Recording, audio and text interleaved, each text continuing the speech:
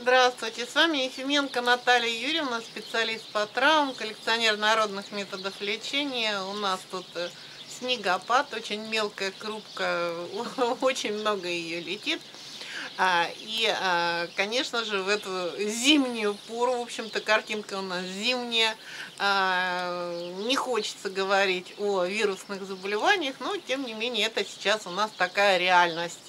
Вирусных заболеваний очень много, как сезонных наших, так и новый вирус, который коронованный, и многие задаются таким вопросом, в общем-то, что делать вот с этим кашлем, который не просто идет во время заболевания, да, который очень сухой, раздирающий и, в общем-то, остается потом еще после того, когда заболевание, казалось бы, пролечено.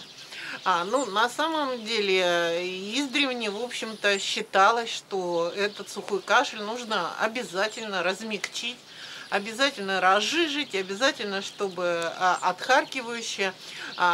Вы не впадайте в заблуждение, когда многие пишут, что ни в коем случае нельзя употреблять разжижающие сиропы, вы тем самым увеличиваете кашель. Конечно, когда кашель уже такой очень продуктивный, очень мокрый, очень много клокочет чего в груди, в бронхах, сиропы не имеет смысла, потому что кашель уже мокрый, и если вы будете добавлять отхаркивающее что-то, то вы будете просто увеличивать секрецию. Но когда действительно кашель у вас сухой, вы не можете никак продуктивно откашляться, он вам мешает, шкребечет, то имеет смысл, в общем-то, применять сиропы. Сиропы многие уже сами научились изготавливать. И я вам как-то летом, в мае, в конце мая показывала ролик, когда я молодую лапку переслаивала сахаром. Я таких баночек сделала очень много. Все баночки уже процеженные, все сиропы уже либо подарены, либо использованы. И эта баночка у меня осталась для демонстрации. Вот смотрите, что произошло за это время. Сироп у нас внизу. Лапочка у нас поднялась вверх. Этот сироп кисло-сладкий. Он очень приятный на вкус, он очень светлый, у него приятный запах. Причем это же не только от кашля лекарства. После инсультов, после инфарктов вполне такой сироп подходит для восстановления. Вот видите, какой он прозрачный, он такой светло-зелено-соломистый.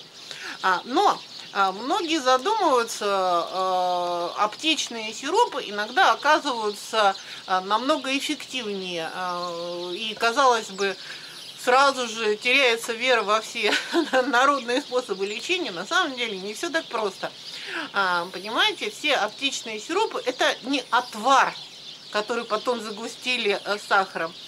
Технология сиропов, она очень разная, но чаще всего изготавливается отдельно сахарный сироп как основа, и туда вводится концентрированный состав, неважно, вот в гербионе корни первоцвета примулы идут, допустим, да, в солодковом сиропе корень солодки, алтея, сироп алтея, корень алтея. Иногда в сиропы добавляют некоторые химические вещества, отхаркивающие, там, бромгексины, амброксолы, вот эти все, вот. И поэтому я всегда знаю, что аптечные сиропы, аптечные разнообразные бальзамы, они гораздо концентрированные. Я всегда имею это в виду, и вот в свой сироп я часто добавляю концентрированные сиропы, которые можно купить в аптеке, либо заказать через интернет-магазин. Вот меня очень сильно привлекает вот такой сбитень. Это производство Абис Органик. Этот сбитень, в общем-то, сделан на основе пихтовой лапки. Но не на отваре пихтовой лапки, это именно концентрированная пихтовая лапка. И это такая паста. И вот готовый уже сироп в основу, вот разболтали вот эту вот пасту, И плюс здесь находится большое количество пряностей. Здесь и имбирь есть, и бадьян, и черный перец, и лаврушка. В общем, то, что для, во-первых, очень вкусово, очень интересно, а во-вторых, конечно же, пряности прогревают изнутри. Конечно же, пряности уравновешивают вот этот смоленистый вкус. Конечно же, вот имбирь, он дополнительно и отхаркивающий действует, и дополнительно вот он, в общем-то, позволяет для тех, кто бросает курить, пореже вспоминать о сигареты. А это сейчас очень важно. Курение наиболее такой отягощающий признак прохождения именно пневмоний, в том числе вирусных пневмоний, в том числе пневмоний, которые происходят новым вирусом. И вот такой сбитень я добавляю в свой готовый сироп. Вот, видите, насколько он концентрированный. В этом сбитне есть еще и мед. И у меня получается очень интересный домашний сироп, который можно использовать как в кулинарии. Вот его очень хорошо добавлять в кофе, делать разнообразные горячие глинтвейны.